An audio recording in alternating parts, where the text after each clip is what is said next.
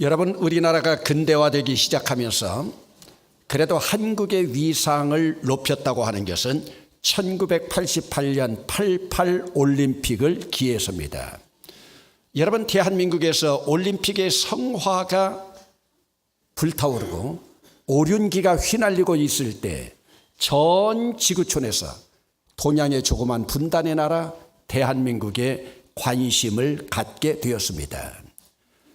여러분, 이때 군사 독재 정부에서는 전시 행정용으로 전 세계에 한국의 위상을 무엇으로 높일까 생각을 하다가 그들이 거리 환경 미화를 시작했습니다. 여러분, 거리 환경 미화라고 하는 것이 얼마나 멋집니까? 거리 환경 미화에서 제일 먼저 그들이 착안한 것이 무엇이냐? 여러분들이 들으면 아마 깜짝 놀라 뒤로 넘어질 겁니다. 거리 환경 미화의 첫째가 거리에 있는 노숙자들이나 거리인을 청소하는 일이었습니다.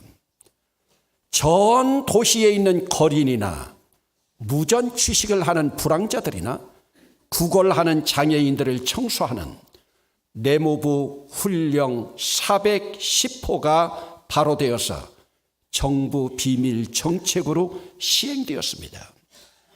당시 부산의 형제복지원은 불황인의 선도 보호라고 하는 설치 목적과는 달리 노숙자들, 주민등록증이 없는 심지어는 여행자들까지 불황아들 3,000명을 끌고 가서 불법으로 감금하고 강제 노역에 동원해서 노동을 착취하면서 저항하면 굶기고 구타하고 고문하고 살해해서 암매장까지 하고 심지어는 시신 한 구당 300만 원에서 500만 원으로 의과대학 실습용으로 팔기도 하는 반사회적인 범죄 조직이 이루어졌습니다. 여러분, 얼마나 무서운 인격 살인입니까? 이때 죽은 원생이 공식적으로만 해도 553명입니다.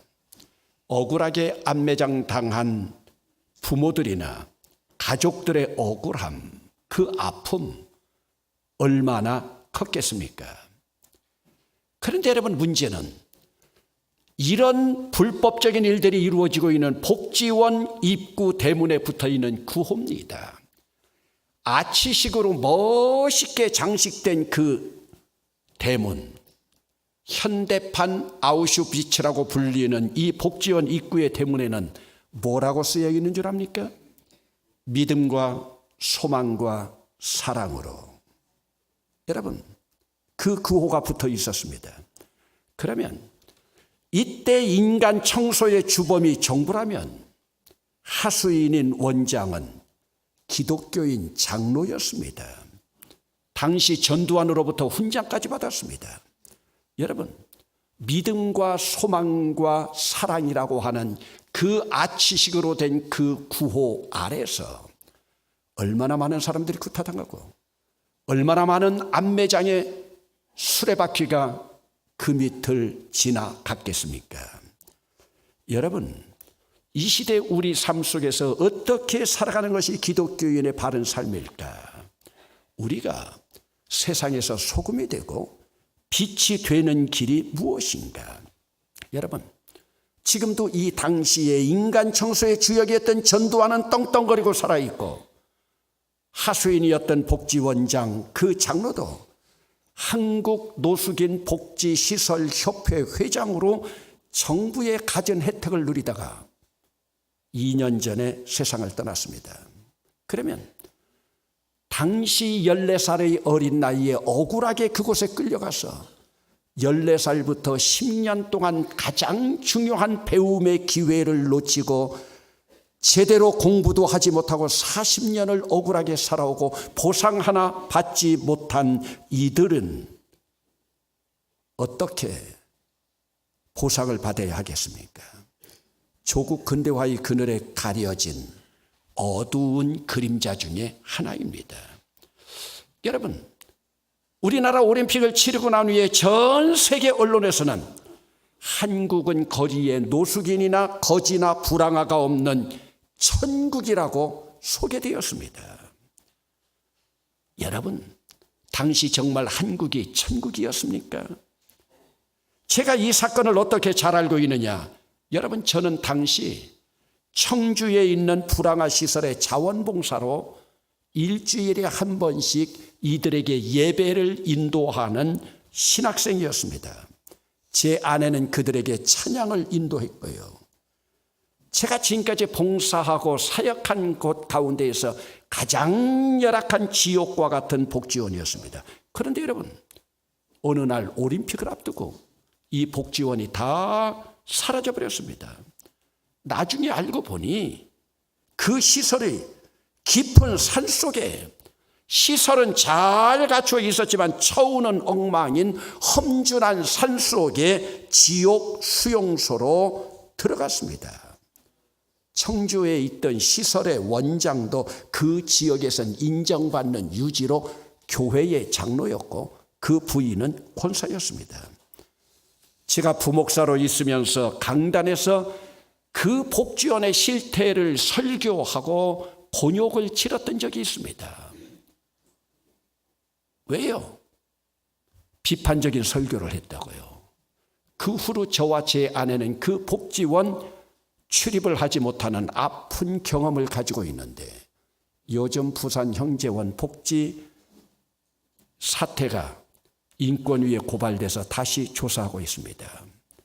그런데 여러분, 이런 복지원을 운영하던 그 지도자들, 원장들이 당시 사회에서는 사회를 빛낸, 사회에 빛을 준 공로자들이라고 상을 받고 대통령과 악수를 하면서 칭찬을 받았던 인물입니다. 그러면 이 불의 앞에서 기독교인들은 어떻게 살아가야 되는가? 소금으로 살아가기 위해서 어떻게 살아가야 되는가? 세상 속에 들어가서 그들과 어울리면서도 스스로를 녹여서 맛을 잃지 않고 살아간다고 하는 것, 쉬운 일이 아닙니다. 더군다나 빛으로서의 삶을, 그리스도인으로서의 삶을 살아간다고 하는 것 더 어려운 일입니다. 여러분, 소금이 세상 속에 들어가서 녹아져서 동화되어 그 안에서도 동화되면서 맛을 내야 된다면 빛은 세상 속으로 들어가는 것이 아닙니다. 세상 속에서 분리되는 삶입니다. 세상 속에 들어가지만 분리되는 거예요. 소금이 우리 주변에 널리 퍼져 있는 것이라면 빛은 흔하지 않습니다. 너희는 세상의 빛이라는 말씀은 너희는 세상에서 고고한 존재라고 하는 뜻이에요. 고고한 존재, 특별한 존재.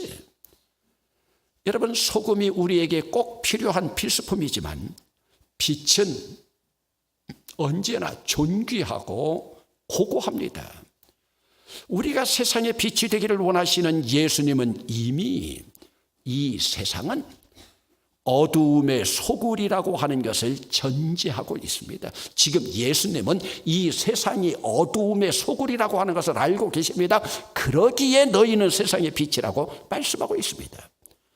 오늘 우리가 이 세상의 소재의 제물이 되어서 소재의 제물에 소금을 뿌리듯이 내가 녹아지고 낮아지고 죽어져서 세상이 감동으로 세상 속에서 나가는 것이라면, 기독교인이 세상의 빛이라고 하는 이 말씀은 내 몸은, 내 발은 땅을 디디고 살고 있지만은 하늘에 속한 존재로 고고한 삶을 살아가라는 말씀입니다.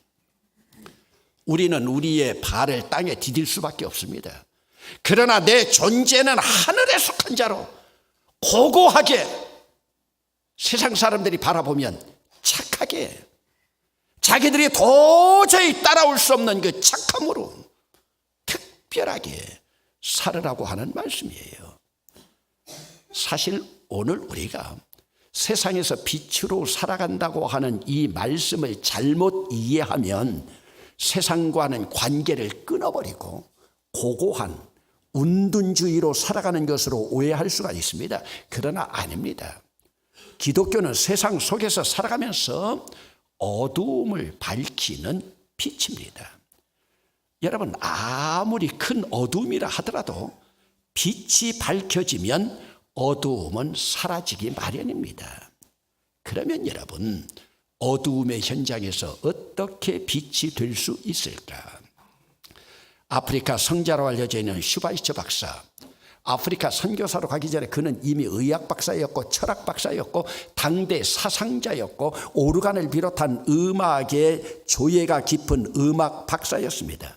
그는 자기 조국에서도 풍요를 누리면서 넉넉하게 살아갈 수가 있는 처지였습니다. 그러나 그는 독일 국적을 가지고 프랑스령인 적도 아프리카, 독립되고서는 가봉공화국이라고 하는 그곳에 선교사로 파송되어서 의료 선교를 하면서 일생을 보냈습니다. 그는 1차 세계대전 때에 독일인 국적이라고 하는 이유 때문에 프랑스령에 속한 그곳에 전쟁 포로 수용소에 감금되어서 죽음에 직면하기도 했습니다. 그는 일생 동안 아프리카 흑인들을 위해서 일한 공로로 90세 아프리카에서 눈을 감을 때까지 일을 했고 그는 선교사로서 노벨 평화상을 받았습니다. 그리고 노벨 평화상 상금을 가지고 그는 아프리카에 있는 나환자 정착촌을 만들어서 그들의 보금자리를 제공했습니다. 그들은 지금도 슈바이처를 기억하고 있습니다. 그들의 고백입니다. 당신이 우리에게 올 때 우리는 어두움이었습니다. 그러나 당신이 떠나가고 난 후에 지금 우리는 빛이 되었습니다. 여러분, 아프리카 흑인들의 고백입니다. 당신이 우리에게 올 때 우리는 어두움이었습니다. 그러나 당신이 떠나가고 난 후 우리는 빛이 되었습니다. 그러면 여러분, 오늘 우리가 이 세상에서 어떻게 빛이 될 수 있을까? 성경에서는 몇 가지 빛의 종류를 이야기하고 있습니다. 먼저 하나님이 창세기에서 천지를 창조하실 때 빛이 있으라 하셨습니다. 여러분, 이 빛은 지금 오늘 우리가 보고 느끼고 있는 그런 빛이 아니고 하나님이 천지를 창조하실 때 처음 비친 우주의 근원, 바로 그 우주의 근원이 생명의 근원이고 빛의 근원이 되기도 합니다. 이 근원의 빛이 제일 먼저 이 세상에 창조되었습니다. 그 빛은 제일 먼저 창조되었지만 사실은 그 빛이 바로 삼위 하나님이시고 지금 성경에서 말씀하고 계시는 성육하신 성자 예수 그리스도이고, 그리고 그 다음에 빛이 만들어지는데 그 빛이 햇빛, 달빛, 별빛 할 때의 발광체의 빛입니다. 오늘 우리 삶에서도 발광체의 빛이 없으면 우리가 살아갈 수가 없습니다. 상나만상의 모든 생물이 살아갈 수가 없습니다.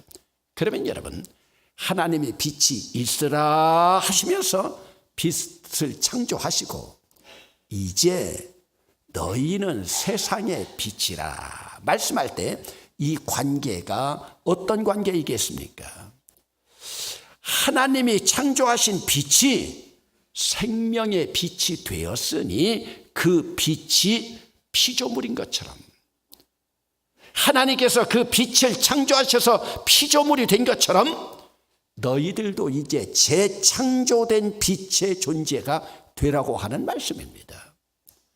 여러분, 이미 빛을 창조하신 하나님은 우리를 세상의 빛으로 삼기 위해서 우리가 재창조될 때 하나님께서는 이미 빛이 될 수 있는 능력, 권능 우리에게 허락해 주셨습니다. 그러면 여러분, 오늘 우리가 세상에서 재창조되어졌다, 그 말씀이 무슨 말씀인가? 예수 믿는 우리는 그리스도 안에서 새로운 피조물이 되었기 때문에, 예수님의 십자가의 보혈로 우리가 새로운 피조물이 되었기 때문에 새로운 피조물, 우리는 빛이 될 수가 없는데 빛이신 예수 그리스도 안에서 거듭나 새로운 빛을 받았기 때문에 우리는 새로운 빛입니다. 이 빛을 비추면서 살아가면 됩니다. 그러면 이 빛이 무엇인가? 빛대로 살아가는데 이 빛이 무엇인가? 우리가 지금까지 공부했던 산상보훈 8가지 복으로 살아가라는 말씀이에요. 그 8가지 복을 말씀하시고 나서 너희는 세상의 소금이라 너희는 세상의 빛이라. 그러므로 이 삶이 바로 세상의 빛된 삶입니다. 여러분, 그러면 빛의 반대 개념이 무엇입니까? 어두움이에요. 그러면 팔복의 반대 개념이 어두움이라는 뜻이기도 합니다. 어두움은 바로 혼돈의 세상인 우리의 삶의 자리입니다. 그러면 어두움의 세상이 무슨 세상인가? 이 세상은 바로 불행의 세상입니다. 여러분, 지금까지 우리가 그리스도 안에서 복된 자들을 공부했다면 그러면 불행의 사람은 어떤 사람입니까? 심령이 부자인 사람, 통곡할 줄 모르는 사람, 온유하지 못하고 제 성질대로 살아가는 사람, 세상 욕심에 목마른 사람, 자비를 베풀 줄 모르는 사람, 마음이 깨끗하지도 못하고 더러운 사람, 다른 사람하고 화목하고 화평하지 못하는 사람, 예수를 위하여 박해받을 줄도 모르는 사람들, 여러분, 그들이 바로 불행한 사람이 아니겠습니까? 성경 말씀을 거꾸로 뒤집으면요.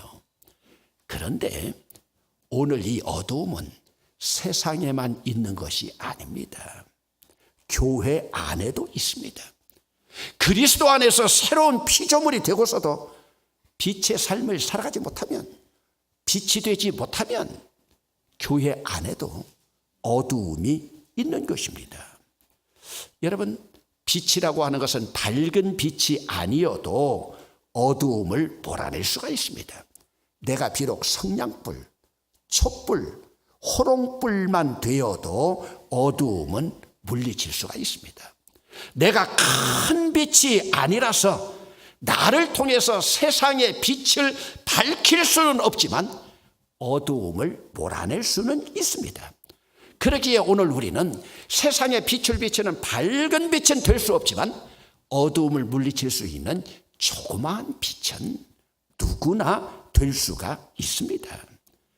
나는 넓은 세상의 빛까지 될 수 없지만 가정을 비추는 빛은 될 수가 있습니다. 공동체의 작은 공동체의 빛을 비출 수 있습니다. 우리 교회는 지금까지 이 조그마한 빗줄기들이 있었기에 금년까지 70주년의 역사를 맞이하게 되는 겁니다.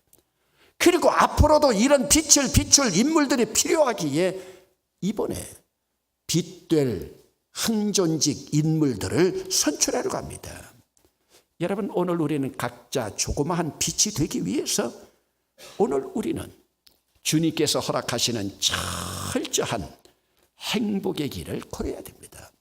그 행복의 길이 무엇이에요? 한번 따라 합시다. 심에온의, 극마화의, 바로 그 길이에요. 빛이 된 길이에요. 여러분, 그러면 우리는 왜 빛이 되어야 하는가? 빛은 하나님으로부터 왔습니다. 그리고 예수님이 성육하심으로 친히 빛이 되셨습니다. 여러분, 우리는 다른 언어 표현으로 하면 빛 대신 예수님을 하나님으로부터 받았습니다. 좀 언어 유희 같지만은 빛 대신 예수님을 하나님으로부터 우리가 받았어요.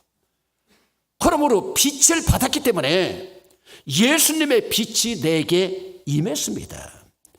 예수님의 빛이 내게 임했다면 이제는 내가 이 빛을 세상에 비추면서 살아가는 것이, 이것이 우리 차례이고 우리의 순서이기도 합니다.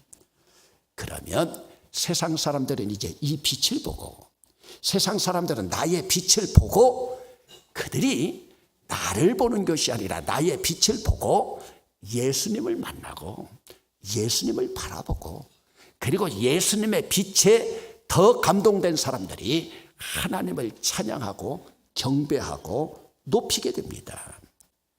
여러분, 내가 비추는 빛은 세상 사람들에게 예수님께로 인도하는 통로가 됩니다. 바로 오늘 내가 빛된 삶을 살아가는 것은 나를 통하여 예수 그리스도를 만날 수 있는 나는 통로일 뿐입니다. 여러분, 내 빛을 바라보고 어두움에 있는 세상 사람들이 예수님을 만나게 된다. 얼마나 귀한 일입니까? 여러분, 내가 빛이 되지 못하고 어두움 가운데 있으면 세상 사람들이 그 어두움 때문에 예수님을 바라볼 수가 없어요. 나 때문에 세상이 예수님을 바라보지 못한다면 나는 하나님 앞에 이것보다 더 부끄럽고 큰 죄가 어디 있겠습니까? 여러분, 오늘 우리는 예수를 믿는 순간부터 하나님께서 하나님의 구원 역사의 통로가 되는 대행자로 임명을 받았습니다. 하나님의 구원 역사를 이루어가는 대행자예요. 그러면 우리는 하나님의 대행자로서 나를 통해서 세상 사람들에게 예수님을 보여줘야 합니다. 그런데 내 삶이 어두워서 세상이 나를 통해서 예수님을 보지 못한다면 나는 예수님께로 오는 통로, 예수님께로 가는 통로를 막는 죄인이 됩니다. 그러므로 오늘 우리는 예수님께로 가는 통로를 막는 죄인이 되지 않기 위해서 이 땅에서 비치고 그러기에 빛으로 살아야 되고 빛으로 살아가는 사람은 좋은 행실을 보여줘야 됩니다. 여러분, 나의 빛된 삶을 세상에 보여주므로 그들이 예수님을 만난다. 이것보다 더 고귀하고 이것보다 더 고고한 삶이 어디 있습니까? 여러분, 세상에서의 빛된 삶, 크게 어려운 일 아닙니다. 이것은 내 의지만 가지고도 됩니다. 여러분, 나의 자존심만 죽이고 내가 소재의 재물처럼 겸손해서 나를 죽이면 저절로 빛이 됩니다. 왜 빛이 못 되는 줄 압니까? 나를 죽이지 못하기 때문이에요. 여러분, 예수님이 제시하신 팔복의 동산에 올라서 기뻐 뛰면서 행복의 길을 걸어가면 세상이 행복한 나의 빛을 보고 나를 따르게 됩니다. 내 안에서 예수를 만나게 됩니다. 여러분, 그러면 우리가 왜 팔복의 동산에 오르지 못합니까? 내 욕심 때문이요. 더 많이 가지려는 욕심, 더 움켜쥐려는 욕심, 더 지경을 넓히려고 하는 욕심, 더 높아지려는 욕심. 여러분, 그런데 이 욕심들 내가 죽을 때 다 가져갑니까? 지금까지 죽은 사람들 보았지만 다 가져갑니까? 하나도 가져가지 못합니다. 가져가는 사람 한 사람도 보지 못했습니다. 여러분, 우리 주님은 우리를 향하여 말씀하십니다. 팔복대로 살아서 세상에서 소금과 빛이 되라. 여러분, 기쁨의 50일 이 부활절기는 세상 사람들에게 내 행복을 보여주는, 내 기쁨을 보여주는 절기입니다. 이렇게 행복하게 살아간다, 나는 주님 만나고 이렇게 기쁘게 부활의 신앙으로 살아간다고 하는 메시지를 빛으로 세상에 주는 절기입니다. 여러분, 먼 훗날 우리를 추억할 우리의 후손들, 우리의 신앙의 후배들이 그렇게 고백할 수 있겠습니까? 당신이 오실 때 우리는 어두움이었는데 당신이 떠나시고 나니 우리는 빛이 되었다고요. 여러분, 어떻게 빛으로 살아가시겠습니까?